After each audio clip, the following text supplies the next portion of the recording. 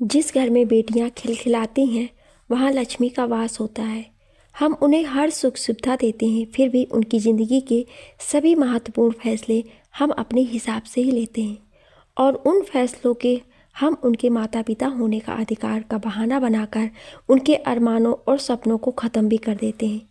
सच पूछिए तो बेटियां अपने हौसलों से उड़ान भरती हैं और आसमान छूती हैं। अंजना दोबारा माँ बनने वाली थी। 7वां महीना चल रहा था। हर कोई यही चाहता था कि इस बार बेटा हो जाए तो अच्छा, क्योंकि अंजना ने पहली बार बेटी को जन्म दिया था। श्रुति नाम था बेटी का। 4 साल की श्रुति बेहद नटखट थी, सबकी लाडली, सबकी दुलारी। लेकिन घर पर सभी की यही इच्छा थी कि अब की बार बेटा हो जाए तो अच्छा है, लेकिन बेटा बेटी अपने हाथ में नहीं होता है। अंजना, तुम्हें क्या लगता है इस बार बेटा होगा या बेटी? सूरज ने अंजना के पेट पर हाथ रखकर पूछा। आप ये कैसी बातें कर रहे हैं? बेटा हो या बेटी, संतान तो हमारी है। हमें तो दोनों ही प्यारे हैं, अंजना ने सूरज को समझाते हुए कहा। नहीं अंजना, इस बार तो बेटा ही होना चाहिए। तुम तो जानती ही हो, अगर हमारा पहला बेटा हो गया होता तो हमें दूसरे बच्चे की ज़रूरत ही नहीं थी। ऐसा नहीं है, अगर हमारा पहला बच्चा बेटा होता तो भी हम दूसरे बच्चे को जन्म जरूर देते, क्योंकि बेटी के बिना घर घर नहीं होता, अंजना ने मुस्कुराते हुए कहा। अच्छा, तो क्या जिनके घर में बेटी नहीं होती उस घर में खुशियाँ नहीं होती? होती हैं, खुशियाँ तो होती हैं, पर एक खालीपन होता है। अंजना, तुम समझती क्यों नहीं हो? हमारी आर्थिक स्थिति इतनी अच्छी नहीं है कि हम 2 बच्चों को हर सुख सुविधा नहीं दे सकते। प्यार तो दे सकते हैं, अंजना ने मुस्कुराकर कहा और फिर करवट लेकर सोने की कोशिश करने लगी। ये तो रोज की ही बातें थी अंजना के लिए। जब से सासू माँ को पता चला था कि अंजना दोबारा माँ बनने वाली है, रात दिन उठते बैठते बस एक ही धुन रहती कि इस बार तो बेटा ही होना चाहिए। अंजना की चाल और उठने बैठने के ढंग को देखकर अंदाज़ा लगाती कि इस बार तो बेटा ही होगा। शालिनी दीदी, सूरज की छोटी बहन, जब भी घर आती भतीजा भतीजा चिल्लाती और पहले ही महीने में अपना नेक तय कर लिया था और अब एक एक महीना बड़ी मुश्किल से कट रहा था। पर यह बात और थी कि उनकी अपनी 2 बेटियां थीं। घर में यदि कोई था जो बिना किसी भेदभाव के आने वाले बच्चे का इंतज़ार कर रहा था तो वो थी नन्ही श्रुति। उसे ज़्यादा तो कुछ नहीं पता था, पर यह मालूम था कि उसकी मम्मी उसके लिए भाई लाने वाली है। सभी की तरह उसे भी बड़ी बेसब्री से उस मेहमान का इंतज़ार था। सभी की तरह उसके भी नन्हे नन्हे सपने थे। दादी तो हमेशा श्रुति से कहती, छोटा भाई आ जाएगा तो वो भी श्रुति के साथ खेलेगा। श्रुति, तुम्हें अपने सारे खिलौने उसे देने पड़ेंगे। श्रुति भी खुशी खुशी अपने खिलौने देने के लिए तैयार हो जाती। श्रुति को बात बात पर बताया जाता कि छोटे बच्चे का ख्याल कैसे रखना है। बुआ भी कहती, अभी तो पूरे घर में भागती है, भाई आने के बाद भाई के पास ही बैठना होगा। नन्ही श्रुति उसके लिए भी स्वयं को तैयार कर रही थी और सूरज तो हर बात पर, श्रुति अब तुम बड़ी हो गई हो, बदमाशियाँ कम किया करो। भाई के आगे भी ऐसी ही बदमाशियाँ करोगी तो भाई बोलेगा दीदी गंदी है। मासूम श्रुति वहीं पर रुक जाती। बस मम्मी थी जो श्रुति से कहती कि कुछ दिन में ही श्रुति दीदी बन जाएगी, फिर श्रुति उसके साथ खेलेगी, वो श्रुति को अपनी टॉफ़ी भी देगा। श्रुति सभी की बातें सुनती और खुश हो जाती। भाई होगा, बहन होगी, साथ में खेलेगा, नहीं खेलेगा, श्रुति को तो सिर्फ कोई आने वाला है, बस इतना पता था। और फिर वो दिन भी आ गया जिसका सब लोग बेसब्री से इंतज़ार कर रहे थे। आधी रात को, सुनिए, उठिए ना, मेरे पेट में बहुत दर्द हो रहा है, मुझे अस्पताल जाना पड़ेगा। दर्द से तड़पती हुई अंजना ने सूरज से कहा। हाँ, क्या हुआ? सूरज नींद में था। सूरज, अम्मा को जगा दो, मुझे अस्पताल जाना पड़ेगा। अरे, यूँ अचानक? रुको, मैं अभी अम्मा को जगाता हूँ। बस फिर क्या था, पूरे घर में हड़कंप मच गया। पास के ही छोटू का ऑटो मंगवाया गया और अंजना की जल्दी जल्दी अस्पताल ले जाया गया। अगले सुबह अंजना ने सभी को उम्मीदों के मुताबिक एक बेटे को जन्म दिया तो पूरे घर में खुशी की लहर दौड़ गई। सीमा भी भतीजे के होने की खबर सुनकर ससुराल से दौड़ी चली आई और आते ही भतीजे को गोद में उठाकर बोली, भाभी, मैं तो कान के झुमके लूँगी। तभी इस छोटे को काजल लगाऊंगी। हाँ सीमा, तुम्हें तुम्हारा नेक जरूर मिलेगा, पर अभी अस्पताल से छोटे को अपने घर तो पहुंचने दो, सूरज ने हंसते हुए कहा। सभी लोग नए मेहमान, वो भी बेटा के आने से बहुत खुश थे। छोटे की दादी भी घर पर छोटे का बेसब्री से इंतजार कर रही थी। जन्म के 5वें दिन छोटे अपने घर पहुंच गए। दरवाजे पर जच्चा बच्चा की आरती उतारी गई और ढेर सारी बलैया ली गई।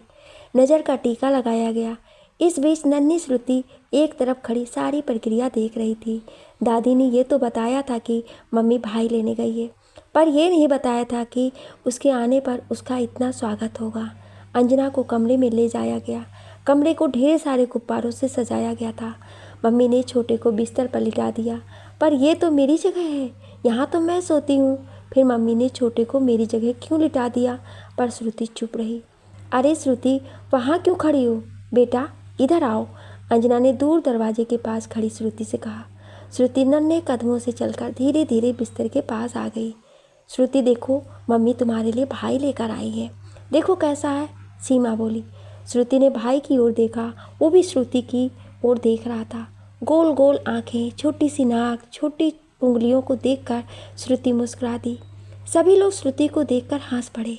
श्रुति दौड़ कर गई और अपनी छोटी सी कार ले आई और छोटे के ऊपर रख दिया। अरे ये क्या कर रही हो? हटाओ कार, उसके ऊपर से चोट लग जाएगी भाई को, सूरज ने गुस्से से कहा। नन्ही श्रुति डरकर सहम गई। उसकी तो समझ ही नहीं आया कि उससे क्या गलती हुई। वो तो अपनी कार भाई को दे रही थी। डर कर श्रुति एक तरफ खड़ी हो गई। रात हुई। नन्ही श्रुति को नींद आ रही थी। मम्मी मुझे नींद आ रही है, श्रुति ने बिस्तर पर आराम कर रही अंजना से कहा। भाई माँ के बगल में ही सो रहा था। अरे मेरी बिटिया रानी को नींद आ रही है, आओ इधर आकर सो जाओ। श्रुति जल्दी से बिस्तर पर चढ़ गई और मम्मी से लिपट गई। श्रुति, तुमने बताया नहीं भाई कैसा है? अंजना ने श्रुति से पूछा। अच्छा है, श्रुति ने भाई के गाल पर हाथ फेरते हुए कहा। पता है, जब भाई बड़ा हो जाएगा तो तुमको दीदी कहेगा और तुम भाई को राखी बांधोगी, फिर भाई तुम्हें तोहफा भी देगा। श्रुति खुश हो गई। अच्छा, भाई का क्या नाम रखोगी? कान्हा, श्रुति ने धीरे से कहा। कान्हा? अरे वाह, बहुत अच्छा नाम है, पर यह नाम तुमने कहाँ सुना? बुआ बोली, श्रुति ने जवाब दिया। अच्छा, अंजना ने नन्ही श्रुति को अपनी बाहों में भर लिया। तभी सूरज भी आ गए। अरे आज श्रुति बहुत खुश है, अब तो श्रुति बड़ी हो गई है, छोटू श्रुति को दीदी बोलेगा। श्रुति अंजना को छोड़कर सूरज के गले में लिपट गई। सूरज ने उसे अपनी बाहों में भर लिया। अच्छा श्रुति, अब रात ही हो गई है, जाओ दादी के पास जाकर सो जाओ, सूरज ने श्रुति से कहा।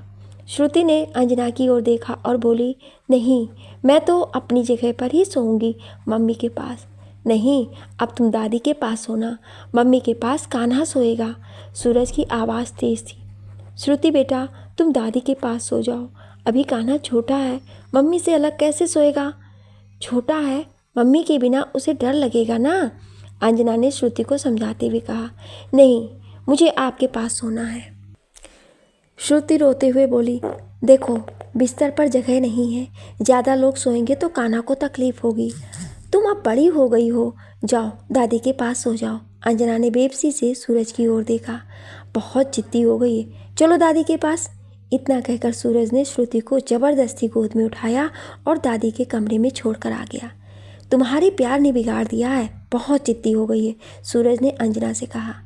छोटी है अभी। इतना कहकर अंजना कान्हा को देखने लगी, जो गहरी नींद सो रहा था। श्रुति के रोने की आवाज़ आ रही थी। अंजना सो गई क्या? सूरज ने पूछा। नहीं, बोलो क्या बात है, अंजना ने धीरे से कहा। अंजना, अब हमारे खर्च बढ़ गए हैं, कल कान्हा की छठी है, सीमा ने नेग में झुमके मांगे हैं, क्या करें? करना क्या है, देने का वादा किया है तो देना तो पड़ेगा ही, पर कैसे देंगे? नए झुमके के लिए पैसे भी तो चाहिए, इतने पैसे कहाँ हैं हमारे पास? अंजना बिस्तर से उठकर बैठ गई और बड़ी सहजता के साथ अपने कान के झुमके उतारकर सूरज के हाथ में थमा दिया। लीजिए, खुशी की बात है, हर बहन को अपने भाई से इतनी उम्मीद तो होती ही है। सूरज अंजना को बहुत ध्यान से देख रहा था। उसे बिल्कुल उम्मीद नहीं थी कि अंजना उसकी इतनी बड़ी समस्या को इतनी आसानी से हल कर देगी। और अंजना के कान अम्मा के कमरे में लगे थे। श्रुति के रोने की आवाज़ें बंद हो गई थी। शायद नन्ही श्रुति सो गई थी। अगले दिन अंजना की कुछ ज़्यादा देर तक ही सो गई। सीमा ने जगाना चाहा तो अम्मा ने मना कर दिया। बोली, अरे सोने दो, अपनी भाभी को देर रात मैंने आवाज़ सुनी थी, कान्हा रो रहा था और उसके साथ अंजना भी तो जाग रही होगी। थोड़ी देर और सोने दो उसे, उसकी नींद पूरी हो जाएगी। अरे वाह माँ, बड़ा प्यार आ रहा भाभी पर। जब श्रुति हुई थी तब तो श्रुति रात भर रोती थी और क्या मजाल की भाभी 5 बजे के बाद सो जाए। आप पूरा घर सिर पर उठा लेती थी। तब की बात और थी और आज की बात दूसरी है। तब वो बहू बनकर आई थी और अब वो घर की बेटी है। हाँ माँ, भाभी ने दिल खुश कर दिया। मेरी दोनों बेटियों को भी एक भाई मिल गया। सीमा की आंखों में आंसू आ गए। थोड़ी देर बाद श्रुति भी जाग गई। थोड़ी देर इधर उधर देखते आंखें मलती रही और फिर बिस्तर से उतरकर अंजना के कमरे की ओर भागी। कमरे में जाकर देखा तो मम्मी सो रही थी और कान्हा टुकुर टुकुर छत की ओर निहार रहा था। श्रुति को अपने भाई कान्हा पर प्यार आ गया। उसने कान्हा को गोद में उठाना चाहा, लेकिन कान्हा ने जोर जोर से रोना शुरू कर दिया। कान्हा की आवाज़ सुनकर सूरज भी बाथरूम से बाहर आ गया और आते ही बिना सोची समझी श्रुति के गाल पर 2 थप्पड़ जड़ दिए। श्रुति ने जोर जोर से रोना शुरू कर दिया। अंजना हड़बड़ा के उठकर बैठ गई और रोते हुए कान्हा को गोद में उठाकर सीने से लगा लिया। तब तक सीमा और अम्मा जी भी आ गईं। क्या हुआ? अम्मा जी बोली। अम्मा, ध्यान कहाँ रहता है, एक नज़र श्रुति पर भी रखा करिए। सूरज गुस्से में तिलमिलाया हुआ था। पर भैया क्या हुआ? सीमा ने रोती हुई श्रुति को देखकर कहा। अभी मैं ना आ जाता तो आज तो अनर्थ हो जाता। पर क्या हुआ? यूं ही चिल्लाते रहोगे या कुछ बताओगे भी? खुद को संभाल पाती नहीं है और कान्हा को गोद में लेने जा रही हैं। अगर गिर जाता तो? हे राम, इतनी छोटी छोकरी, दिमाग तो देखो। सीमा बोली। बहुत शरारती हो गई है, ले चलो इसे बाहर, कान्हा के पास मत आने देना। अम्मा बोली। सीमा श्रुति का हाथ खींचते हुए बाहर ले गई। रोती हुई श्रुति बेबस श्रुति बुआ के साथ चल दी और मुड़ मुड़ कर अपनी मम्मी को देख रही थी और अंजना का पूरा ध्यान कान्हा के ऊपर था। सीमा ने श्रुति को बिस्तर पर धकेल दिया। बैठो यहाँ, अगर यहाँ से हिली तो अब मैं भी मारूंगी। बेचारी श्रुति अपनी गलती अभी भी नहीं समझ पा रही थी। वो तो कान्हा को गोद में ले रही थी। सब लेते हैं, कान्हा को प्यार करते हैं। कान्हा तो गिरा भी नहीं, फिर पापा ने क्यों मारा? मम्मी ने एक बार भी नहीं बोला कि श्रुति को मत मारो। श्रुति ने धीरे धीरे रोना बंद कर दिया और चुपचाप बैठी रही।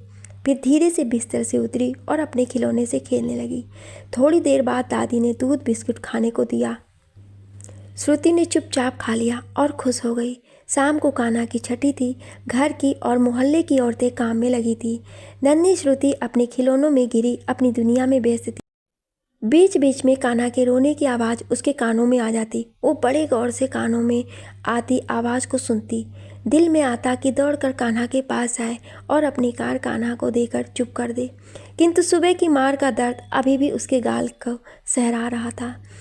औरतें छठी के मंगल गीत गा रही थी। मम्मी कान्हा को गोद में लेकर बैठी हुई थी। दादी और बुआ पूजा में लगी थी और नन्ही श्रुति गुलाबी रंग की झालर वाली फ्रॉक पहने अंजना के पास बैठी हुई सभी को बड़े गौर से देख रही थी।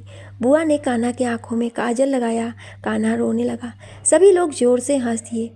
श्रुति सभी के चेहरे देख रही थी। बुआ ने भी तो कान्हा रुला दिया और फिर उनको तो किसी ने कुछ नहीं कहा। अभी वो इसी उधेड़ बुन में लगी थी, तभी पापा आ गए और बोले, सीमा ये लो अपना नेक, यही चाहिए था ना? सीमा ने खुशी से अपने हाथ आगे बढ़ा दिए। अरे भैया, ये तो भाभी के झुमके हैं। सीमा झुमके देखकर बोली। भैया, ये तो भाभी के झुमके हैं। हाँ सीमा, अभी तो यही है। सूरज बोला। भैया, मुझे कान्हा के आने की बहुत खुशी है। नेक भी चाहिए पर इस कीमत पर नहीं।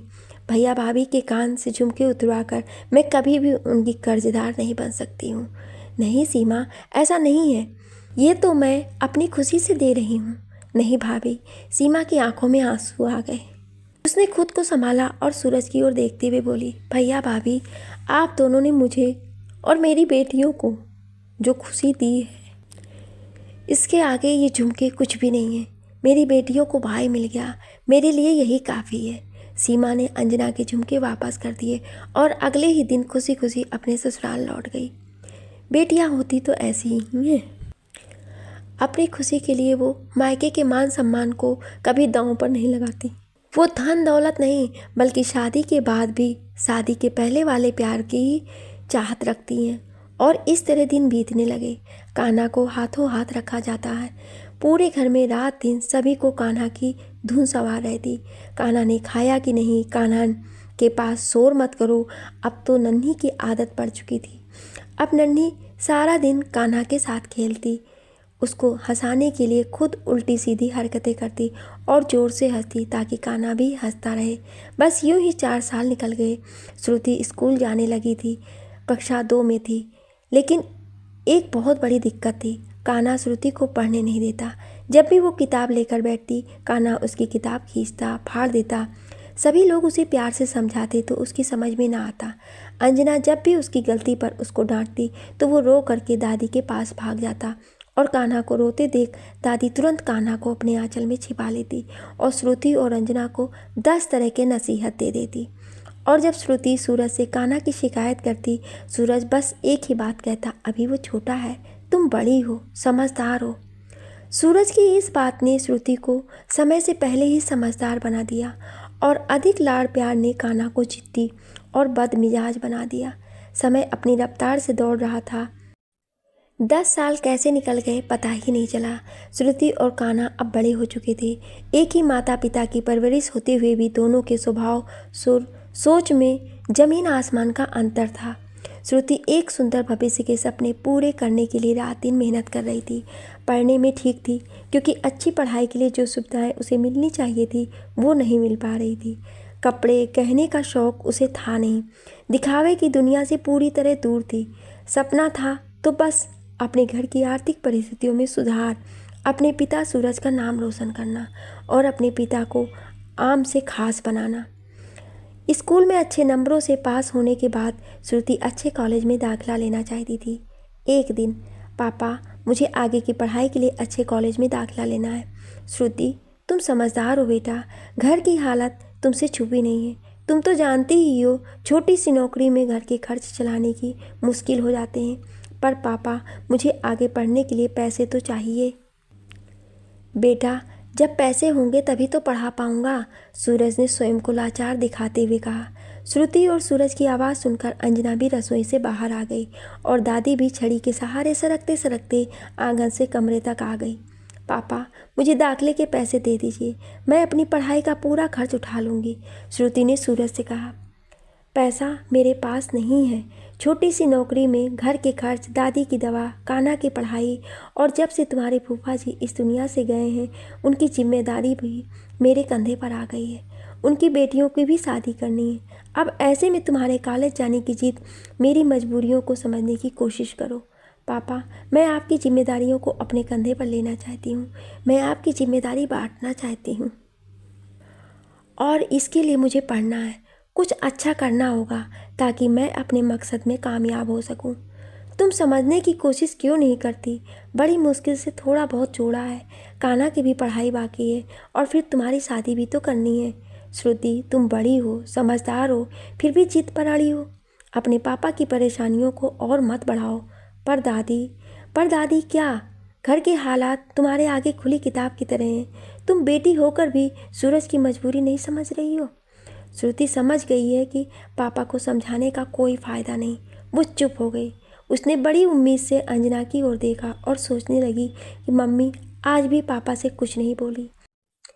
सालों पहले भी जब पापा ने उसे कान्हा को गोद में लेने की कोशिश के जुर्म में मारा था, तब भी मम्मी खामोश थी। और फिर उसके बाद ना जाने कितने ऐसे मौके आए जब बिना गलती के उसे सज़ा मिली, वो भी बिना गलती के। जब भी कान्हा और उसकी लड़ाई हुई, हमेशा कान्हा का पक्ष देखकर फैसला किया गया। कान्हा की हर जायज़ नाजायज़ जिद पूरी की गई। पढ़ाई में भी कान्हा हमेशा ही फिसड्डी था, पर उसकी पढ़ाई पर किसी ने ध्यान ही नहीं दिया। सभी का एक ही लक्ष्य था कि कान्हा को कोई परेशानी ना हो। उसे सभी ने प्यार भी खूब दिया और उसने प्यार का फ़ायदा भी उठाया। दादी भी उसे चोरी छुपे खूब पैसे देती थी। खाने की कोई भी चीज़ श्रुति को 1 बार मिलती थी और कान्हा को 4 बार मिलती। श्रुति को साल में एक बार सिर्फ दिवाली पर ही कपड़े मिलते, किंतु इतनी परेशानियों के बावजूद कान्हा को दिवाली और उसके जन्मदिन पर भी मिलती। सोचते सोचते श्रुति की आंखों में आंसू आ गए। निराश श्रुति अपने कमरे में चली गई। उसी आंखों में आने वाले आंसू लुढ़क कर उसके गालों पर आ गए। तभी किसी ने श्रुति के कंधे पर हाथ रख दिया। कौन हो सकता है? मम्मी ही होगी, क्योंकि वो सबके सामने कुछ नहीं बोलती है, अकेले में बोलती, पर वही बोलती जो सब बोलते। बस इसीलिए मम्मी के आने पर श्रुति ने कोई भी प्रतिक्रिया जाहिर नहीं की। श्रुति बेटा रो रही हो? अंजना बड़े प्यार से बोली। श्रुति ने कोई जवाब नहीं दिया। अरे आज मेरी शेरनी रो रही है, ये तो घोर आश्चर्य है, अंजना ने हंसते हुए कहा। अच्छा तो फिर बताओ मुझे क्या करना चाहिए? आंसू बहाने के अलावा मेरे पास है ही क्या? श्रुति गुस्से में बोली। तुम्हारे पास माँ है, अंजना ने फिल्मी तरीके से जवाब दिया। आपको मेरे आंसुओं पर हंसी आ रही है। आपका होना ना होना इस घर में कोई मायने नहीं रखता। आज तक माँ होने के नाते आपने मुझे कितना सहयोग किया है वो सभी को पता है। आपने हर बात पर सिर्फ चुप्पी साधी है और शायद इसीलिए इन सब की सोच ऐसी है। श्रुति गुस्से में बोलती जा रही थी। अंजना अभी भी मुस्कुरा रही थी। बेटा तुम सब समझती हो, अपनी जगह सही भी हो। ये भी सच है कि मैंने कभी भी सही या गलत बात का घर वालों के सामने विरोध नहीं किया, पर बेटा ऐसा भी नहीं कि मैं तुम्हारा दर्द महसूस नहीं करती। मुझे भी सही गलत की समझ है। मैं तुम्हें बहुत प्यार करती हूँ, पर इस घर में मेरी जो इज्जत है उसका कारण सिर्फ और सिर्फ कान्हा ही है। यदि उसका जन्म ना हुआ होता तो मेरी इस घर में बिल्कुल इज्जत ना होती, क्योंकि तुम्हारे जन्म के बाद सभी को निराशा हुई, सभी को बेटे की उम्मीद थी। तुम्हारे पापा ने कान्हा के जन्म से पहले ही ये कहा था कि यदि कान्हा पहले हो जाता तो दूसरा बच्चा होने ही ना देते। पूरे परिवार में मेरी इज्जत कान्हा के कारण ही है। मम्मी अगर कान्हा ही इस घर के लिए सब कुछ है तो फिर मेरी इस घर में क्या जगह है? क्या इस घर से मेरा ज़बरदस्ती का एक रिश्ता है जो सभी मजबूरी बस निभा रहे हैं? नहीं बेटा ऐसा नहीं है। फिर भी बहुत सी बातें जिनमें घर वाले तेरे बड़े होने के बाद भी बेटा होने के कारण कान्हा को ज़्यादा महत्व देते हैं। सभी को ये लगता है कि कान्हा ही घर का चिराग है। तुझे पढ़ाने का क्या फ़ायदा? तुझे तो दूसरे घर जाना है। कान्हा से ही पुरखों का नाम चलेगा।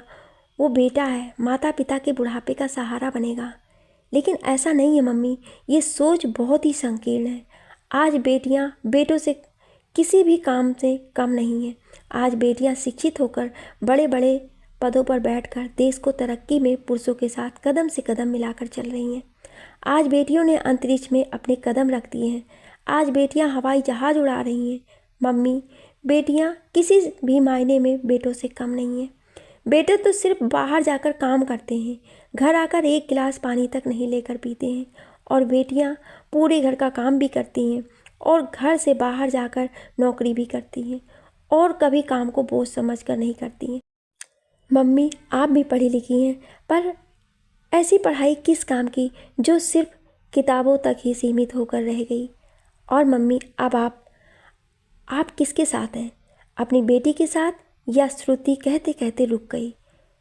वो जानती थी कि मम्मी मजबूर है। बेटा मैं बस इतना जानती हूँ कि मैं आज तुम्हारे साथ हूँ। मैं नहीं चाहती कि मेरी श्रुति अपना जीवन अंजना बनकर जिए। मैं चाहती हूँ कि मेरी श्रुति के जीवन का हर फैसला उसका अपना हो। अपनी इज्जत वो स्वयं बनाए। घर परिवार में समाज में इज्जत पाने के लिए उसे किसी का सहारा ना लेना पड़े, ना पिता का, ना पति का और ना ही पुत्र का। लोग उसे उसके अपने नाम से जाने। पर मम्मी मुझे उसके लिए पढ़ना पड़ेगा, कुछ करना पड़ेगा, अपने पैरों पर खड़ा होना पड़ेगा। सही कहा। सुनो देखो, ये मेरे पास कुछ पैसे हैं जो मैंने सालों से घर के खर्च से बचाए हैं। ज़्यादा नहीं है, इसीलिए मेरे कुछ जेवर हैं। ये तुम्हारे नाना जी ने मुझे दिए थे। ये सब मिलाकर तुम्हारे दाखिले का इंतज़ाम हो जाएगा। पर मम्मी पापा और दादी नाराज़ होंगे। क्यों नाराज़ होंगे? देखो इन पैसे के बारे में तुम्हारे पापा को कुछ भी नहीं पता है। सही समय देखकर उन्हें भी बता दूंगी। और ये जो थोड़ी सी जेवर हैं, ये मैंने सोचा था कि मेरे पापा ने मुझे दिए थे, मैं तुम्हें तुम्हारी शादी पर दूंगी। पर नहीं, इनकी ज़रूरत तुम्हें अभी है। बेटा तुमने अपने पापा से कहा कि तुम्हें दाखिले के पैसे चाहिए, तो बेटा इन पैसों से दाखिला हो जाएगा और बाकी की पढ़ाई। अंजना सोच विचार में लग गई। मम्मी, इतना काफ़ी है, बाकी का इंतजाम मैं कर लूँगी, श्रुति ने हंसते हुए कहा। अंजना हंसती खिलखिलाती श्रुति को बहुत ध्यान से देख रही थी। सच, हंसती हुई श्रुति कितनी अच्छी लग रही थी, कितनी मासूम लग रही थी। कैसे कैसे करेगी इतने पैसों का इंतजाम, अंजना ने पूछा। श्रुति के चेहरे पर एक विजयी मुस्कान थी। सारी उम्मीदें हार जाने वाली श्रुति की आंखों में आत्मविश्वास फिर से जाग उठा था। मम्मी, देखते जाओ और अपनी बेटी पर विश्वास रखिए। आपकी बेटी आसमान की बुलंदियों को छू लेगी, और सिर्फ आपके कारण। और मम्मी, ये आपके जेवर नाना जी की आखिरी निशानी है। आपके पास इन्हें आप वापस ले लीजिए। आपका इतना प्यार, आशीर्वाद और दाखिले के लिए आपने जो पैसे से मेरी मदद की, इतना ही मेरे लिए किसी दौलत से कम नहीं। श्रुति, मुझे तुम पर पूरा विश्वास है, पर बहुत पैसे चाहिए पढ़ाई के लिए। मम्मी, आप परेशान मत होइए, मैं सब इंतजाम कर लूँगी। और मैं अभी कॉलेज जा रही हूँ, मुझे आज ही दाखिला लेना है। कुछ ही देर में ही कॉलेज पहुँच गई और दाखिला भी ले लिया। पैसे कम थे, दाखिला तो मिल गया, किंतु पुस्तकों का इंतजाम अभी मुश्किल था। नई किताबें बहुत महंगी थीं, लेकिन पढ़ाई भी ज़रूरी थी। बहुत सोच विचार के बाद श्रुति ने अपने विद्यालय पुस्तकालय से पुस्तकों का इंतजाम कर लिया, और एक हफ्ते बाद उसने कॉलेज जाना भी शुरू कर दिया। पढ़ाई के लिए सिर्फ इतना ही काफ़ी नहीं था, और काफ़ी विचार के बाद 10 बज चुके थे। श्रुति ने सुबह से दरवाज़ा नहीं खोला था। पहले तो अंजना को लगा कि रात में देर तक पढ़ने के कारण श्रुति सो रही होगी, पर 10 बजे तक दरवाज़ा न खुलने के कारण अंजना को चिंता होने लगी। श्रुति बिटिया, श्रुति, दरवाज़ा खोल बिटिया, कितनी देर तक सोओगी? श्रुति ने कोई जवाब नहीं दिया। श्रुति बिटिया, श्रुति, इतना कहकर अंजना ने जैसे ही दरवाजे में हाथ मारा, दरवाज़ा खुल गया। और ये क्या? अंजना को कमरे का हाल देखकर हंसी भी आ रही थी और गुस्सा भी। श्रुति बिटिया, उठो, अंजना ने बहुत प्यार से श्रुति के सिर पर हाथ फेरा। श्रुति ने आंखें खोले बिना ही अंजना का हाथ पकड़कर उसे अपने पास बैठा लिया और अंजना की गोद में सर रख दिया। श्रुति बिटिया, ये क्या पागलपन है? अम्मा, ये तो शुरुआत है। आसमान तक उड़ने के लिए पंख, और पंख खरीदने के लिए पैसे भी तो चाहिए। बस ये उसी की तैयारी है। वो तो ठीक है, पर इस तरह? हाँ मम्मी, ऐसे। मम्मी, हमारे पास इतने पैसे नहीं हैं कि मेरा ये सफ़र इतना आसान हो। बिटिया, एक बात बोलूँ, काश हमारा कान्हा भी इतना ही समझदार होता। मम्मी, कान्हा भी समझदार होगा, जब उसके ऊपर जिम्मेदारी पड़ेगी वो भी जिम्मेदार हो जाएगा। दरअसल दादी और पापा की लापरवाही ने उसे गैर जिम्मेदार बना दिया। और मम्मी, अभी तो वो पढ़ ही रहा है। वो तो ठीक है, पर बिटिया वो पढ़ता भी कहाँ है, सारा दिन इधर उधर घूमता रहता है। कल मैंने देखा था, पड़ोस वाले शर्मा जी की बेटियां छत पर थीं, और कान्हा को देख घृणा से मुंह फेर कर अंदर चली गईं। इससे साफ है कि उनकी नज़रों में हमारे कान्हा की उनकी नज़रों में कितनी इज्जत है। मम्मी, तुम्हारी बात बिल्कुल सही है। मैंने भी कई बार कान्हा को बाजार में सिगरेट पीते और लड़कियों को ताड़ते हुए देखा है। जब भी मैंने उसे कुछ कहना चाहा, समझाना चाहा, दादी और पापा ने उसका पक्ष लेते हुए मुझे डांट दिया। और अब तो वो जल्दी मेरे सामने भी नहीं आता, और तो और बात भी नहीं करता है। हाँ बिटिया, मैं भी तो सिर्फ कहने के लिए ही उसकी अम्मा हूँ। वो तो मेरे पास कभी 2 घड़ी बैठता भी नहीं है। कुछ खाना है तो, कोई तकलीफ़ होती है तो अपनी दादी से ही बोलता है। कोई बात नहीं मम्मी, सब ठीक हो जाएगा, मैं हूँ ना। बिटिया, एक बात तुमसे कहनी है। हाँ अम्मा, बोलो।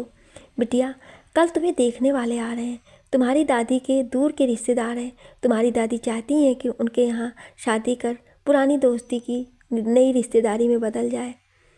पर मम्मी, अभी मेरी पढ़ाई शुरू की है। शाम हो गई थी। सुबह कॉलेज के लिए निकली श्रुति अभी तक घर नहीं आई थी। दादी ने तो पूरा घर सिर पर उठा रखा था, और अब तो अंजना को भी डर लगने लगा था, क्योंकि सूरज के भी आने का समय हो गया था, और सूरज के आते ही दादी और अधिक चिल्लाने लगेंगी, ये तो निश्चित था। समझ में नहीं आ रहा था कि वो क्या करे। घर में एक ही मोबाइल था, वो भी कान्हा के दोस्त ने दिया था। पुराना मोबाइल था और हर समय कान्हा के पास ही रहता था। सूरज की कमाई इतनी भी नहीं थी कि वो अंजना को एक सस्ता सा मोबाइल लेकर दे सके, और श्रुति को मोबाइल की ज़रूरत कभी महसूस ही नहीं हुई। खैर, जो भी है, श्रुति, श्रुति, ये तो सूरज की आवाज़ थी। अंजना तुरंत सूरज के सामने हाजिर हो गई। अंजना, श्रुति कहाँ है? सूरज ने अंजना से पूछा।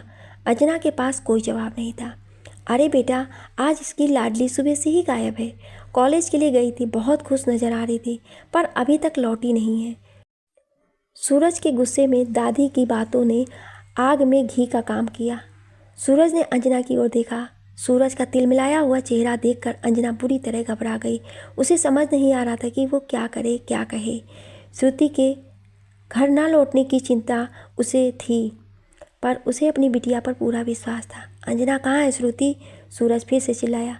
जी वो कॉलेज गई थी, पर अभी तक नहीं आई है, अंजना ने लड़खड़ाती हुई आवाज़ में कहा। अंधेरा होने को है, अभी तक श्रुति घर नहीं लौटी? कैसी माँ हो, बिल्कुल चिंता नहीं है तुम्हें। अरे तुम्हें तो ये भी नहीं पता कि तुम्हारी बेटी बाहर क्या क्या गुल खिला रही है। थोड़ा सोच समझ कर बोलिए, वो हमारी समझदार बेटी है। बंद करो बकवास।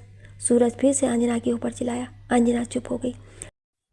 अम्मा आज मैं जब अभी वापस आ रहा था तो देखा हर चौराहे पे श्रुति के नाम के दुपट्टे लगे हैं। क्या बोल रहा है बेटा? इस बुढ़ापे में बस यही सुनना रह गया था? दादी ने तो रोना शुरू कर दिया। बस दादी, इसके आगे एक शब्द मत कहना। ये श्रुति की आवाज़ थी, जो कि दरवाजे पर खड़ी सबकी बातें सुन ली थी। पापा, आपने ऐसा क्या देख लिया जो आप इतना नाराज़ हो रहे हैं? श्रुति, अपने पापा से कैसे बात कर रही हो? अंजना ने श्रुति को समझाते हुए कहा। जो तूने इसे सिखाया है वही तो सामने आएगा। दादी, मम्मी ने जो भी सिखाया वो तो समय बता देगा, पर मैंने मम्मी को देखकर यही सीखा है कि यदि गलत का सही समय पर विरोध ना किया जाए तो क्या क्या कहना चाहती हो? तुम्हारी मम्मी को इस घर में मान सम्मान नहीं मिला? दादी बोली। सब मिला, बस अपना अपना स्वार्थ पूरा करने के लिए सभी ने उन्हें मान सम्मान दिया है। श्रुति, अपना मुंह बंद करो। अंजना ने श्रुति को डांटकर चुप कराने की कोशिश की। श्रुति चुप हो गई। सूरज को श्रुति से ऐसी उम्मीद बिल्कुल नहीं थी। उसकी जरा सी तेज आवाज़ पर श्रुति रो पड़ती थी। और आज पापा, अगर आपको अपनी बेटी पर थोड़ा भी विश्वास होता तो आप उसके घर लौटने का इंतज़ार करते। कान्हा से तो आपने कभी नहीं पूछा कि उसकी पढ़ाई कैसी चल रही है, वो सारा दिन कहाँ भटकता है और देर रात घर क्यों लौटता है। पर मैंने कभी आपसे कुछ कहा नहीं, और आज आपने जो भी देखा वो मैंने मम्मी की जानकारी में ही किया, पर किसी से बताने के लिए मना कर दिया था। पापा, मुझे पढ़ाई के लिए पैसा चाहिए। मैंने जैसे तैसे कॉलेज में दाखिला तो ले लिया, पर पापा इतने से कुछ नहीं होगा, और मैं जानती हूँ कि आपके लिए भी इतने पैसे बहुत मुश्किल हैं, क्योंकि आपके ऊपर भी बहुत जिम्मेदारी है। पापा, मुझे लगा कि अगर मैं छोटे बच्चों को ट्यूशन पढ़ाऊँगी तो 4 पैसे घर आएंगे और मेरे साथ साथ घर के खर्चे में भी कुछ मदद हो जाएगी।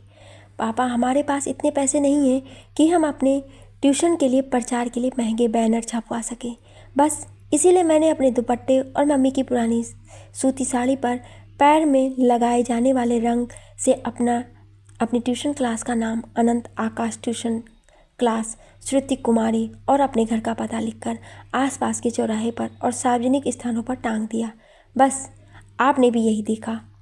पापा, अपनी बेटी पर विश्वास रखिए और समय दीजिए, मैं एक दिन आपकी सारी परेशानियों को ख़त्म कर दूंगी। सूरज के पास कोई जवाब नहीं था। श्रुति, ज़्यादा उड़ मत। क्यों गरीबी में हमारी और परेशानी बढ़ा रही है?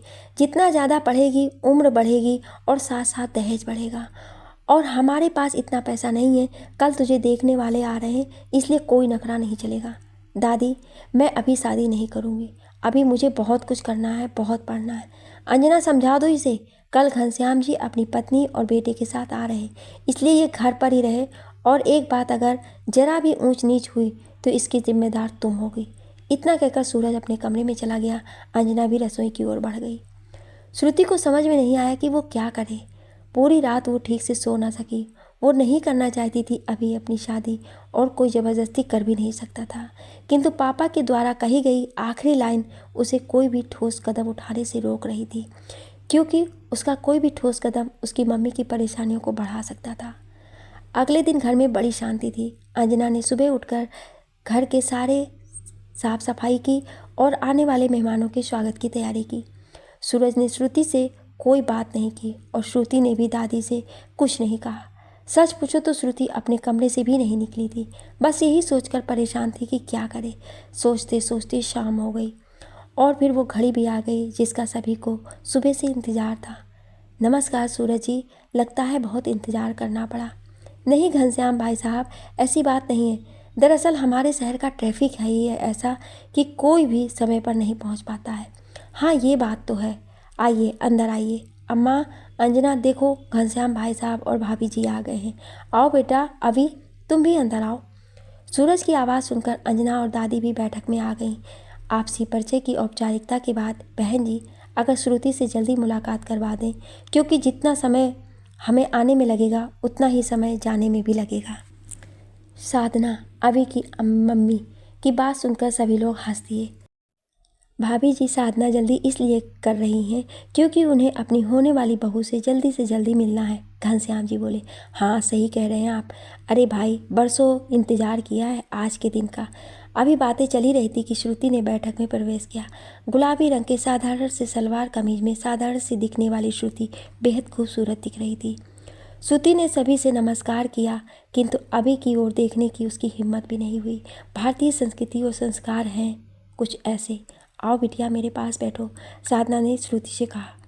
श्रुति साधना के पास बैठ गई। बिटिया, हमारी श्रुति बहुत ही शांत है।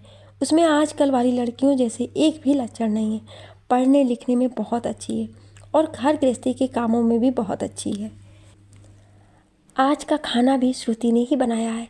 दादी श्रुति की तारीफ में कसीदे पढ़े जा रही थी। अम्मा जी, हमें अपने घर के लिए नौकरानी नहीं, बहू चाहिए। साधना ने अम्मा को दो टूक जवाब दे दिया। दरअसल अम्मा जी, आज समय बहुत बदल चुका है।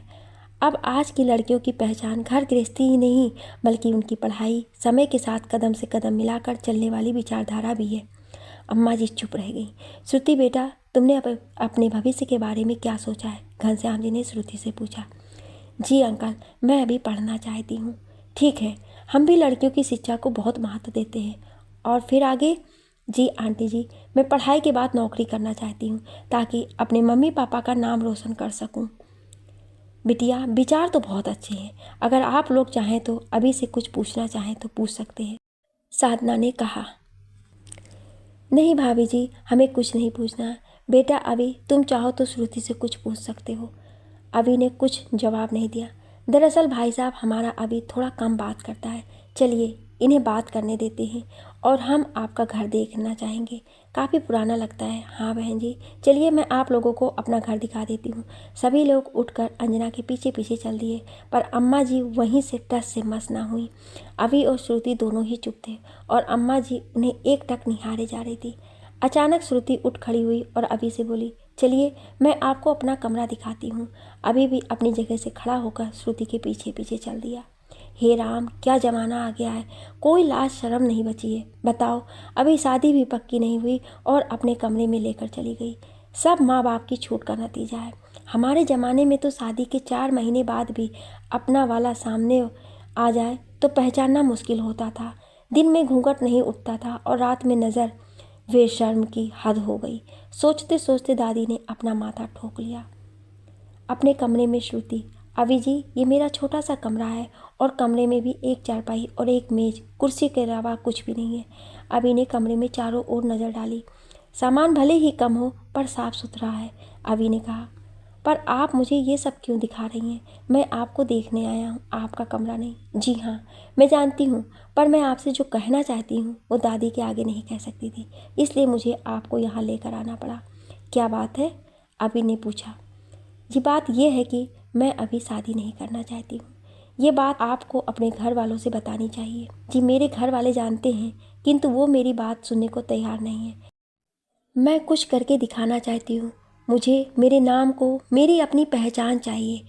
अभी श्रुति की बातें बड़े गौर से सुन रहा था। आपके भाई साहब नहीं नज़र आ रहे हैं? अभी ने श्रुति से पूछा।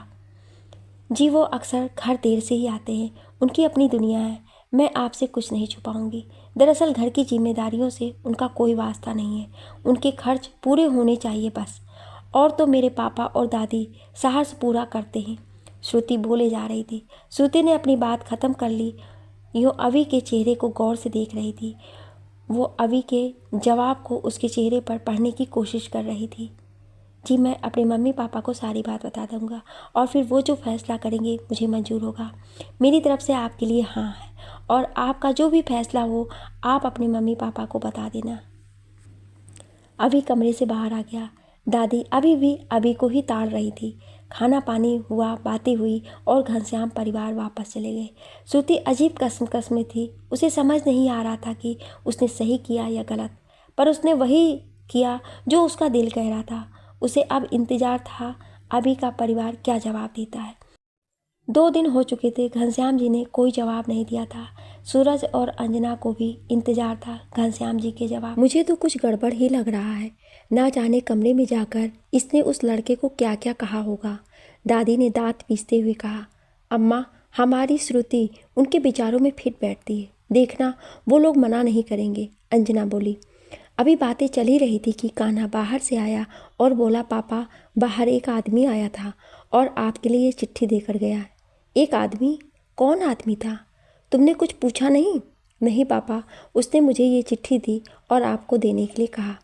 सूरज ने जल्दी जल्दी से उस चिट्ठी को खोला और पढ़ने लगा। नमस्कार अंकल, मैं आपकी बेटी से शादी नहीं करना चाहता, किंतु मुझे इतनी हिम्मत नहीं है कि मैं अपने माता पिता से ये बात कह सकूं। दरअसल मैं एक लड़की से बहुत प्यार करता हूँ और मैंने उससे शादी का वादा किया है, और मैं आपसे भी यही अनुरोध करता हूँ कि आपकी बेटी बहुत समझदार है, उसे पढ़ने का, आगे बढ़ने का मौका दीजिए। एक दिन वो आपके सपनों को जरूर पूरा करेगी। आपका अपना अभी। सूरज को इस तरह के जवाब की बिल्कुल उम्मीद न थी। घर परिवार सब तो अच्छा था, फिर ऐसा क्या हुआ? मुझे तो पहले ही पता था, जरूर इसने उसे कमरे के अंदर पट्टी पढ़ाई होगी। तभी तो सब ठीक होते हुए भी लड़के ने शादी से इनकार कर दिया। दादी की बात ने सूरज के गुस्से की आग में घी का काम किया। श्रुति भी सब कुछ सुन रही थी, मन ही मन बहुत खुश थी और अभी का शुक्रिया अदा कर रही थी। इन सब बातों का 1 महीना हो चुका था। सूरज और श्रुति में अब सिर्फ ज़रूरत भर की ही बात होती थी। दादी की तानों की बरसात तो हर घड़ी होती रहती। अंजना ये सब देखकर दुखी थी। कान्हा को इन बातों से अब कोई मतलब नहीं था और श्रुति उसकी नज़र अपने लक्ष्य पर थी। 5 बच्चे उसकी ट्यूशन क्लास में आते थे। दिन में श्रुति कॉलेज जाती, शाम को ट्यूशन पढ़ाती और आधी रात तक अपनी पढ़ाई करती। उसे कोई फ़र्क नहीं था कि उसके घर वाले उसके बारे में क्या सोचते हैं।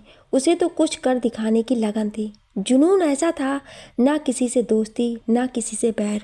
सब लोग कहते हैं कि समय के साथ सब कुछ ठीक हो जाता है, लेकिन श्रुति की ज़िंदगी में ऐसा नहीं था। वो जितना परिस्थितियों से लड़ रही थी, उसकी परेशानी बढ़ रही थी। स्नातक का प्रथम वर्ष ही तो था ही अभी उसके संघर्ष की दौड़ लंबी थी। एक अच्छी बात यह थी कि अब श्रुति की ट्यूशन क्लास में 10 बच्चे आते थे। अब श्रुति को पढ़ाई का खर्च उन्हीं पैसों से निकल जाता था। लेकिन एक दिन 4 बज चुके थे, श्रुति अभी कॉलेज से नहीं आई थी। ट्यूशन के बच्चे आ चुके थे। दादी, आज हमारी मैडम जी नहीं है क्या? एक बच्चे ने पूछा। आज तुम्हारी मैडम जी अभी अपनी पढ़ाई करके नहीं आई हैं, तुम अपने आप पढ़ो, वो आती ही होगी, दादी ने जवाब दिया। बच्चे अपने आप पढ़ने लगे, पर बच्चे तो बच्चे हैं। कुछ देर तक पढ़ने के बाद उन्होंने उधम मचाना शुरू कर दिया। अंजना उन्हें समझाने की कोशिश कर रही थी, किंतु वो सुनने को तैयार नहीं थे। तभी अचानक ना जाने कैसे एक बच्चे ने तुलसी जी का गमला तोड़ दिया। बस फिर क्या था, दादी ने भी बिना सोचे समझे उस बच्चे के गाल में थप्पड़ जड़ दिया और खूब चिल्लाई। दादी को तो मौका चाहिए होता था किसी न किसी बहाने से श्रुति को कोसने का। बच्चा रोता हुआ अपने घर चला गया। अंजना की समझ नहीं आ रहा था कि वो क्या करे। श्रुति तो बच्चों को पढ़ाने में कभी भी नहीं मारती थी और दादी ने तो एक छोटी सी गलती पर हंगामा मचा दिया। अंजना श्रुति के आने का इंतज़ार कर रही थी। उसे आज श्रुति पर गुस्सा भी आ रहा था और तभी मैडम मैडम बाहर से किसी ने आवाज़ दी। अंजना घबराकर बाहर की ओर भागी। सामने वही बच्चा जिसे दादी ने मारा था अपने माता पिता के साथ खड़ा था। जी भाई साहब, अंजना ने बच्चे की ओर देखते हुए कहा। हमें श्रुति मैडम से मिलना है। बच्चे के पिता ने कहा। जी वो घर पर नहीं है। आपकी माता जी ने हमारे बच्चे को इतनी ज़ोर से थप्पड़ मारा है कि उसके गाल पर उंगलियों के निशान आ गए हैं। जी हम जानते हैं, दरअसल आपके बच्चे ने तुलसी जी का गमला तोड़ दिया और वो भी उम्र दराज है, अपने गुस्से पर काबू ना रख सके। गमला ही टूटा था, आपके घर की छत नहीं। क्या बच्चे को कोई इतनी ज़ोर से मारता है? आवाज़ सुनकर मोहल्ले वाले भी बाहर आ गए और दादी भी अपनी छड़ी के सहारे दरवाजे तक सरक आईं। क्या है लला, क्यों हंगामा मार रखा है? बच्चा दादी को देख अपनी माँ के पीछे छिप गया। देखिए अम्मा जी, बच्चा कितना डरा हुआ है। डरा हुआ है ये बच्चा, मुझे तो कहीं से ना लगे है। अगर इसके अंदर डर होता तो इतनी शरारती ना होता। दादी ने जोर से हंसते हुए कहा, अम्मा जी, हम बच्चे को आपके पास पढ़ने भेजते हैं, पीटने नहीं, बच्चे की माँ ने कहा। अम्मा जी भी कम ना थी, घर के बाहर बीच सड़क पर आ गईं और हाथ मटका के बोली, पढ़ी लिखी है? बच्चे की माँ ने कोई जवाब नहीं दिया। अरे कुछ तो पढ़ी होगी। हाँ, एमए पास हूँ, वो भी अंग्रेजी से। तभी इतनी अंग्रेजी बोल रही है, अम्मा ने हंसते हुए कहा। अम्मा की बात सुनकर सब लोग हंस दिए। इतना पढ़ी लिखी है तो अपना बच्चा खुद क्यों नहीं पढ़ा लेती? खुद घर में चादर तान के सोती है और ये बानर हमारे घर भेज देती है। अभी बहस चली रही थी कि श्रुति भी आ गई। घर के दरवाजे पर इतनी भीड़ देख उसके कुछ समझ में नहीं आया। श्रुति को देख बच्चा अपनी माँ को छोड़कर श्रुति से चिपक गया। अंजना ने जल्दी जल्दी सारी बात श्रुति को बता दी। श्रुति ने बच्चे के माता पिता से दादी की करने के लिए हाथ जोड़कर माफ़ी मांगी। दादी अभी भी चिल्लाए जा रही थी। बच्चा अब भी श्रुति का हाथ थामे खड़ा था। श्रुति ने भी बच्चे को गोद में लिया और बोली, बेटा आप तो इतने अच्छे हो, पढ़ाई में भी गुड, फिर इतनी शरारत, गंदी बात ना। जी मैडम, सॉरी, बच्चा बड़े भोलेपन के साथ बोला। फिर श्रुति ने बच्चे के माता पिता से कहा कि आपके बच्चे के साथ जो भी हुआ है गलत हुआ है, किंतु बच्चे और बूढ़े में कोई ज़्यादा फ़र्क नहीं होता है, इसलिए दादी का भी हाथ उठ गया। आगे से ऐसा ना होने पाए, इसलिए मैंने यहीं से पास में एक किराए में कमरे का इंतज़ाम कर लिया है। कल मैं हर बच्चे की कॉपी में वहाँ का पता लिख दूँगी। इसी काम में व्यस्त होने के कारण मैं बच्चों को नहीं पढ़ा सकी और इतना कुछ हो गया। परसों से आप बच्चों को वहीं पर लेकर आएँ। बच्चा हंसता हुआ अपने माता पिता के साथ घर चला गया और भीड़ भी इधर उधर हो गई। दादी भी उल्टे पांव अपने घर के अंदर आ गई। श्रुति ने किसी से कुछ नहीं कहा। उसे कई दिनों से अंदेशा था कि कुछ गलत होने वाला है और आज वही हुआ। अभी घर में शांति हुए कुछ समय ही हुआ था कि फिर घमासान शुरू हो गया। इन सब की जिम्मेदार सिर्फ तुम हो। तुम ही ने दिए थे ना उसे दाखिला लेने के पैसे, और पढ़ा लो, यही नाम रोशन कर रही है तुम्हारी लाडली। देख लो बेटा, आज तक इस घर के दरवाजे पर कोई इस तरह आकर खड़ा नहीं हुआ। तेरा और मेरा इतना डर था मोहल्ले वालों को बीच में, और आज इस लड़की के कारण तो वो 2 टके की औरत इतनी बातें सुनाकर चली गई। पर अम्मा, गलती तो हमारी ही थी, अंजना धीरे से बोली।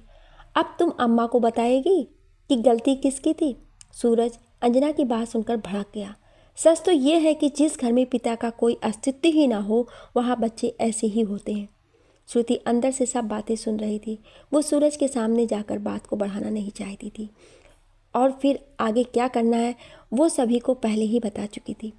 थोड़ी देर में बहस के बाद सबकी आवाज़ें आनी बंद हो गई। अगले दिन से श्रुति ने बच्चों को अपने नए किराए के कमरे में पढ़ाना शुरू कर दिया। धीरे धीरे श्रुति की मेहनत रंग लाई और ट्यूशन क्लास में छात्रों की संख्या बढ़ने लगी। अपनी पढ़ाई के साथ ट्यूशन क्लास संभालना अब मुश्किल होने लगा था। कई बार मन में आया कि कान्हा से थोड़ी मदद ले ले, किंतु कान्हा से एक अच्छे शिक्षक की उम्मीद बेकार थी। अतः श्रुति ने अपने साथ पढ़ने वाली 2 ज़रूरतमंद लड़कियों को अपनी ट्यूशन क्लास में नौकरी दे दी। अब श्रुति को अपनी पढ़ाई के लिए भी अधिक समय मिलने लगा। समय अपनी ही रफ्तार से बढ़ रहा था। पुरानी विचारधारा से त्रस्त दादी और जवान बेटी के माता पिता कब चैन से सो पाते हैं। उन्हें हर समय एक ही बात की चिंता होती है कि बिटिया के समय से पहले ही हाथ पीले हो जाएं और वो अपने घर चली जाए। और अब श्रुति के आगे एक नई समस्या आने वाली थी। शाम का समय था। श्रुति और सूरज दोनों ही अभी घर नहीं लौटे थे। कान्हा के आने का तो कोई समय भी नहीं था। उसके लिए पढ़ाई का मतलब सिर्फ पास होना था, और तो और कई बार उसने इसके लिए नकल का भी सहारा लिया। अंजना की नज़र बार बार दरवाजे पर चली जाती। अंजना सूरज और श्रुति का इंतज़ार कर रही थी। तभी, आओ महेश, अंदर आओ। सूरज की आवाज़ थी वो अपने दोस्त को अपने साथ लेकर आया था। अंजना, सूरज ने अंजना को आवाज़ दी। अंजना झट सूरज के आगे जाकर खड़ी हो गई। अंजना, ये मेरे दोस्त महेश हैं। बहुत दिनों से हमारे घर की चाय पीने की जिद कर रहे थे। हमने भी कहा चलिए आज चलिए। नमस्ते भाई साहब, आइए बैठिए, मैं आप लोगों के लिए चाय बनाती हूँ। महेश, ये मेरी माता जी हैं, पास बैठी अम्मा की ओर इशारा करते हुए कहा। महेश ने अम्मा जी के पाँव छू लिए। अभी बातें चली रही थी कि श्रुति भी आ गई। श्रुति ने सूरज और महेश की ओर देखा और महेश को सिर झुका के नमस्ते की और अंदर चली गई। महेश, ये मेरी बेटी श्रुति है, अच्छा, आजकल क्या कर रही है? स्नातक द्वितीय वर्ष है। सोच रहे हैं कि कोई अच्छा लड़का मिल जाए तो इसकी शादी कर दें। यार सूरज, बुरा ना मानो तो मेरा बेटा है विनय। नौकरी तो नहीं कर पाया किंतु पास ही के कपड़े में काम करता है। अच्छा खासा कमा लेता है। अगर तुम्हें पसंद हो तो श्रुति को अपनी बहू बनाना चाहता हूँ। परिवार भी ज़्यादा बड़ा नहीं है, बस मैं, मेरी पत्नी और मेरी बेटी और बेटा विनय है। सूरज की समझ में नहीं आया कि वो क्या बोले। भला वहीं पास बैठी अम्मा कैसे चुप रहती। वो तुरंत बोल उठी, कैसी बात करते हो बेटा? तुम्हारा इतना अच्छा स्वभाव है, इसी से पता चल रहा है कि आपका परिवार कितना संस्कारी होगा। हमारी श्रुति को भी ऐसा ही परिवार चाहिए। बस अम्मा जी, सब भगवान का आशीर्वाद है। ठीक है महेश, मैं घर पर सबसे बात करके फिर तुम्हें बताऊंगा। हाँ हाँ बिल्कुल, कोई जल्दी नहीं है, सबसे पूछ कर ही निर्णय लेना। उसी रात, देखो अंजना, रिश्ता हमारे घर चलकर आया है और फिर हमारे पास इतना पैसा तो है नहीं कि सरकारी नौकरी वाला लड़का ढूंढ सकें। और फिर सीमा की दोनों बेटियां में भी हमें ही खर्च करना है। अपनी श्रुति से बड़ी हैं दोनों, लेकिन अभी पढ़ रही हैं। सीमा और उसकी सास का भी यही कहना है कि वो अभी अपनी बेटियों की शादी नहीं करेंगी। इसलिए मेरे विचार से हमें श्रुति की शादी कर देनी चाहिए। कम से कम एक जिम्मेदारी से तो फुर्सत मिलेगी। आपकी हर बात सही है, पर आपको क्या लगता है श्रुति इस शादी के लिए तैयार भी होगी? उसके अपने सपनों का क्या होगा? मेरी तो वो सुनती नहीं है। तुम माँ हो, तुम ही उसे समझाओ। हाँ देखती हूँ, पर ना जाने क्यों मैं उसके सामने जाकर उसकी बातें सुनकर मैं निःशब्द हो जाती हूँ। सूरज ने कोई जवाब नहीं दिया। थोड़ी देर बाद अंजना श्रुति के कमरे में जा पहुँचती है। श्रुति अपनी किताबों में खोई हुई थी। अंजना को देखकर वो मुस्कुरा दी। अंजना ने भी श्रुति की एक किताब उठाकर पढ़ने पलटने लगी। भारतीय प्रशासनिक सेवा प्रतियोगिता की किताब थी। देखना मम्मी, एक दिन मैं प्रशासनिक अधिकारी जरूर बनूंगी। हाँ बिटिया। श्रुति की आंखों की चमक देखकर अंजना की हिम्मत नहीं हो रही थी कि श्रुति से कुछ कहे। मम्मी, कुछ कहना है क्या? श्रुति ने अंजना से पूछा। हाँ बिटिया, कहना तो है, पर समझ में नहीं आ रहा है कि कैसे कहें। बोलो मम्मी, क्या कहना है? बिटिया, तुम्हें पता है ना कि हमारी आर्थिक स्थिति बहुत अच्छी नहीं है, और फिर तुम्हारे पापा के ऊपर सीमा बुआ और उनकी जिम्मेदारी भी तो है। कान्हा से हमें कोई उम्मीद नहीं, बल्कि यूँ कहा जाए तो गलत नहीं होगा कि कान्हा के बारे में भी हमें ही सोचना है। उसकी रोजी रोटी का इंतजाम भी हमें ही करना पड़ेगा। मम्मी साफ साफ कहो ना, क्या कहना है? श्रुति, तुम्हारे लिए एक रिश्ता आया है। बहुत धनी तो नहीं, पर बिटिया छोटा परिवार है, बेटा कमाऊ है, तुम सुखी रहोगी। और बिटिया, हमारे पास इतना पैसा भी नहीं है कि हम पैसे वाला परिवार देखकर भारी दहेज दे सकें। बोलते बोलते अंजना के आंखों में आंसू आ गए। श्रुति अंजना की बातें बड़े गौर से सुन रही थी। फिर कुछ सोच कर बोली, ठीक है मम्मी, मैं ये तो नहीं कहती कि मैं शादी के लिए तैयार हूँ, लेकिन मेरी अपनी भी कुछ शर्तें हैं। अगर वो मान लेंगे तो मैं शादी कर लूँगी। सच बिटिया? श्रुति ने आश्चर्य से पूछा। अंजना को बिल्कुल उम्मीद नहीं थी कि श्रुति इतनी जल्दी हाँ कर देगी। अंजना ने ये बातें सूरज के आगे रख दी। आज ना जाने कितने वर्षों के बाद आज अंजना ने सूरज के चेहरे पर सुकून और आंखों में अपने लिए प्यार देखा था। रविवार का दिन था। आज महेश और उसका परिवार श्रुति को देखने आ रहे थे। कान्हा, आज कहीं मत जाना। पिछली बार जब घनश्याम का परिवार श्रुति को देखने आया था तो वो तुमसे भी मिलना चाहते थे, सूरज ने कान्हा से कहा। पापा जी, आज मेरा क्रिकेट मैच है और फिर मेरा यहाँ क्या काम? शादी तो दीदी को करनी है, वो दीदी को देखने आ रहे हैं। पर बेटा, तुम श्रुति के भाई हो और इस घर के बेटे हो, ऐसे समय में तुम्हारा यहाँ होना जरूरी है, अंजना ने कहा। दादी देखो ना, आज मेरा ज़रूरी मैच है। कान्हा ने अपना अंतिम और सटीक हथियार चलाया। अरे क्यों उसको परेशान कर रहे हो? जो पूछना होगा वो श्रुति से ही पूछेंगे। इससे तो यही पूछेंगे कौन सी कक्षा में पढ़ते हो, बस वो हम बता देंगे। जा बेटा, तो अपना मैच खेलने जा। इससे पहले सूरज या अंजना कुछ कहते, कान्हा जल्दी से बाहर भाग गया। महेश का परिवार आ गया। श्रुति भी तैयार हो गई थी। श्रुति बिटिया, चाय ले आ बिटिया, दादी ने बड़े प्यार से श्रुति को आवाज़ दी। थोड़ी देर में श्रुति चाय लेकर आ गई। साथ में अंजना भी थी। आओ बिटिया बैठो, महेश की पत्नी सरला ने कहा। श्रुति वहीं पास पड़ी कुर्सी पर बैठ गई। सामने नज़र उठाकर देखा तो विनय से नज़र चार हो गई। श्रुति को लगा उसने विनय को कहीं देखा है, हो सकता है भ्रम हो। यही सोचकर श्रुति ने दिमाग पर ज़्यादा जोर नहीं दिया। बिटिया क्या नाम है? सरला ने श्रुति से पूछा। श्रुति, कौन सी कक्षा में पढ़ती हो? स्नातक द्वितीय वर्ष। आगे का क्या विचार है? अफसर बनना चाहती हूँ। खाना बनाना आता है? हाँ। सिलाई कढ़ाई? हाँ। सरला चुप हो गई। विनय, तुम्हें कुछ पूछना हो तो पूछ लो, बाद में ना कहना मौका नहीं दिया। महेश ने हंसकर विनय से कहा। जी पापा, मुझे कुछ नहीं पूछना है। ठीक है, तो फिर रिश्ता पक्का है, बाकी बातें हम आपको बाद में बता देंगे। अंजना और सूरज के चेहरे पर संतुष्टि झलक रही थी, किंतु दादी श्रुति को ध्यान से देख रही थी। मुझे भी आपसे कुछ कहना है, अचानक श्रुति ने कहा। सब लोग चुप होकर श्रुति को देखने लगे। मुझे कुछ कहना है? हाँ बिटिया बोलो, बिल्कुल बोलो, सरला ने हकलाते हुए कहा। मैं अभी शादी नहीं करना चाहती हूँ, किंतु मेरे मम्मी पापा की कुछ मजबूरियाँ हैं, जिनको ध्यान में रखते हुए मैं इस शादी के लिए राजी हुई। हाँ बिटिया बोलो, महेश ने कहा। पहली बात, मेरे मम्मी पापा के पास देने के लिए दहेज नहीं है, इसलिए वो आपको दहेज के नाम पर एक पैसा नहीं दे पाएंगे। और अगर आप लोगों को मैं पसंद हूँ तो आपको अभी कम से कम 2 साल का मुझे समय देना चाहिए। सब लोग चुप थे, किसी की समझ में नहीं आ रहा था कि क्या करें। सूरज जी, अभी हम चलते हैं और फिर आप अपने घर में बातचीत कर लीजिएगा, शादी करनी भी है या नहीं। और हम भी आपको खुलकर बता दें, शादी में हमें 10 लाख नगद और एक मोटरसाइकिल चाहिए। अगर आपकी बेटी को मंजूर हो तो बता देना। सूरज का चेहरा गुस्से से लाल हो रहा था। महेश और उसका परिवार जा चुका था। श्रुति, ये तूने क्या किया? अंजना ने गुस्से में पूछा। क्या किया? वही किया जो मुझे करना चाहिए था। सूरज ने बिना सोचे समझे श्रुति के गाल में तमाचा जड़ दिया।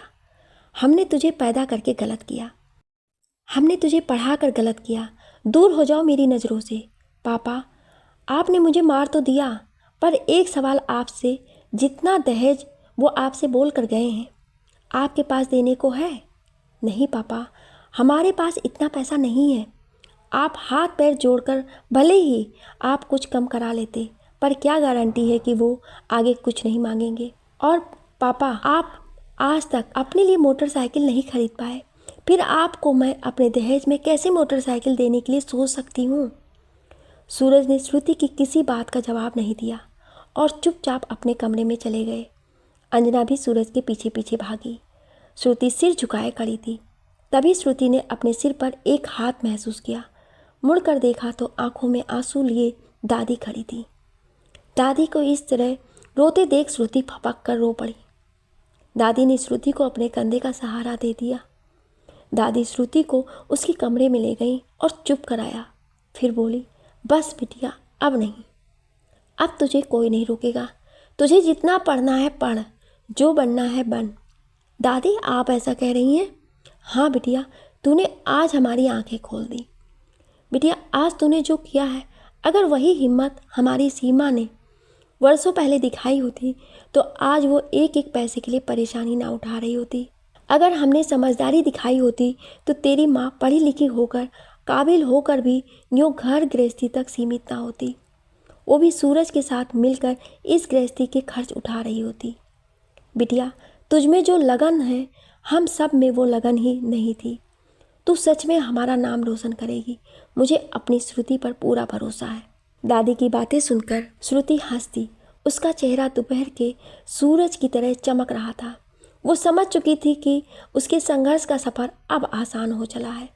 आज दादी ने उसके हौसलों को और मजबूती दे दी थी और श्रुति दादी को बहुत प्यार से देख रही थी। अगली सुबह नए आत्मविश्वास को साथ लेकर आई थी। आज श्रुति बहुत खुश थी।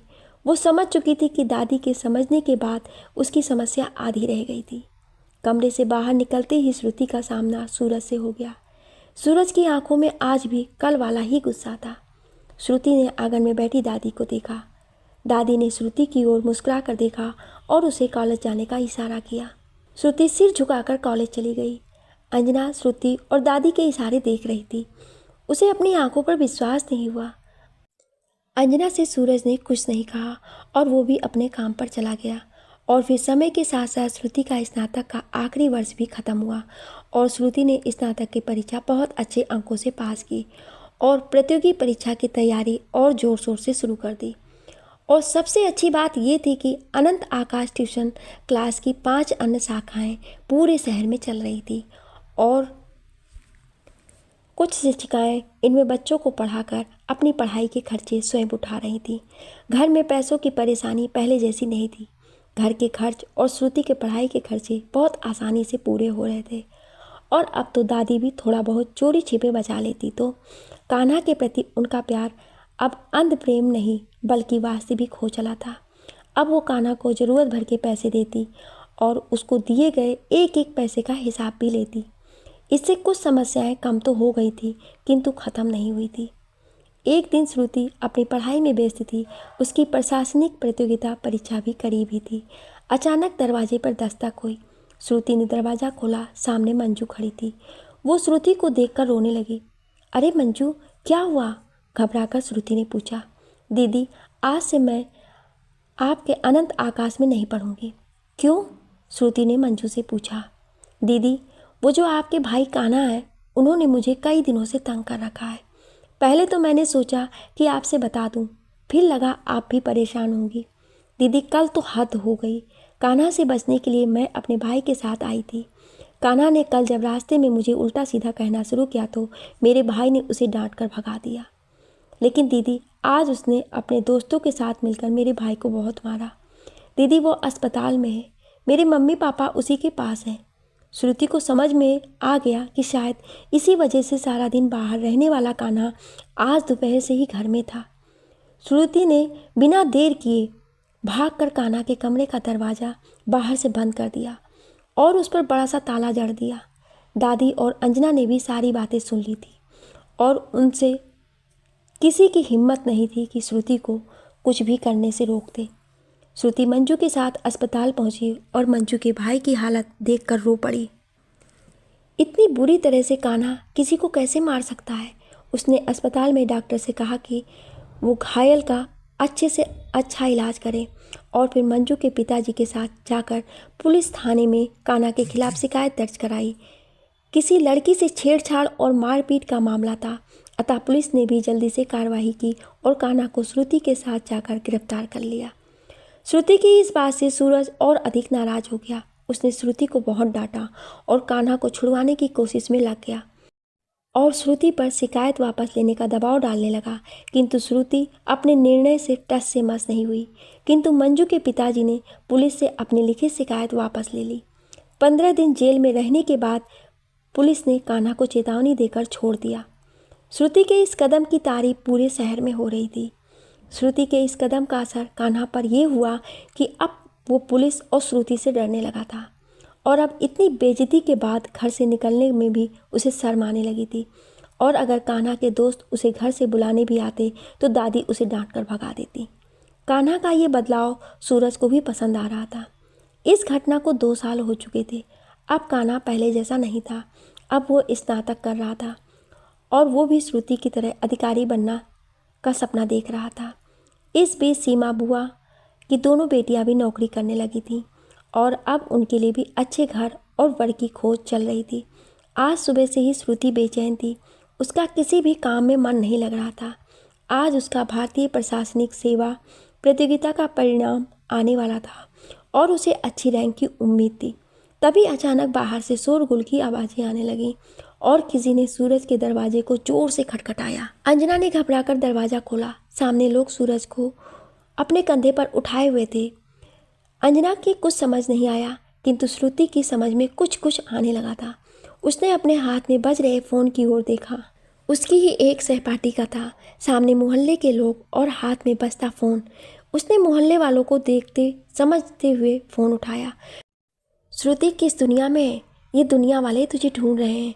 पहले मत बुझा। क्या हुआ? मुझे बहुत टेंशन हो रही है। अरे पागल, तेरी ऑल इंडिया 23वीं रैंक आई है। क्या बात कर रही है? श्रुति के आंखों में आंसू थे। हम सब तेरे घर आ रहे हैं। इतना कहकर फ़ोन काट दिया। श्रुति के समझ में नहीं आ रहा था कि क्या करें। तभी सूरज जी, आपकी बेटी ने अपने साथ साथ मोहल्ले और शहर का भी नाम रोशन किया है। मुबारक हो।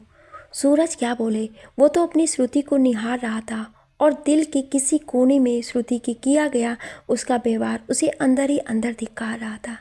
श्रुति ने आज वो कर दिखाया जिसकी सूरज ने कभी कल्पना भी नहीं की थी। उसे श्रुति की बात पर कभी विश्वास ही नहीं हुआ था। अंजना और दादी ने श्रुति को खूब प्यार किया और आशीर्वाद दिया, और दादी ने भी अपनी संदूक खोल कान्हा को पैसे दिए मिठाई लाने के लिए। कान्हा मिठाई ले आया और पूरे मोहल्ले में बांट दी। सूरज अभी भी लोगों की बधाइयाँ लेकर श्रुति को देख रहा था। तभी दादी ने सूरज के पास आकर कहा, बेटा अब किस बात का इंतजार कर रहा है? तुझसे गलती हुई है, माफ़ी मांग ले। बेटी है, नाराज़ नहीं हो सकती, पर तुम दोनों के बीच की जो दूरियां हैं तूने ही बनाई है, इसलिए इन दूरियों को मिटाना भी तुझे ही पड़ेगा। सूरज की आंखों में आंसू आ गए। उसने मिठाई का एक टुकड़ा उठाया और श्रुति को खिलाकर उसके सिर पर हाथ रख दिया।